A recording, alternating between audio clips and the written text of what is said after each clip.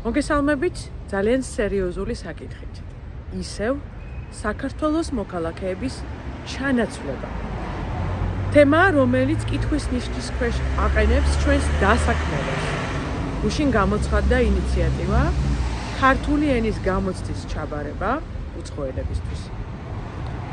De facto პრემიერმა არც კი იცოდა ამ ბრიფინგის შესახებ, ხომ დავინახეთ კარგად. რა დანიშნულება აქვს ამ გამოცდას? დანიშნულების არსი არის, რომ ჩქარ-ჩქარა, კორუფციით და ჩაწყობით უცხოელს ადვილად შეიძლება მოიპოვოს ნებართვა, რომ იცის ქართული ენა და შემდეგ დაასაქმდეს საქართველოში. რატომ ახლა და აქ? იმიტომ, რომ არსებობს გეგმა, რომ ეს პრობლემური საქართველოს მოქალაქეები ნელ-ნელა თავიდან მოგვიცილონ. ამაზე პასუხი არის ჩემი საქართველოს გადარჩენის გეგმა. იქ მოთხოვნილი მაქვს და ეს უნდა გაკეთდეს, რომ ყველა ვინც შესაბამისი შრომითი ნებართვის გარეშე დაასაქმებს უცხოელს 10,000 ლარით უნდა დაჯარიმდეს. ზოგადად საქართველოს გადარჩენის საკითხი არის ჩვენს წინაშე და გთხოვთ გაიზიაროთ, გაეცნოთ იმ გეგმას, რომელიც მე წარვადგინე ცოტა ხნის წინ.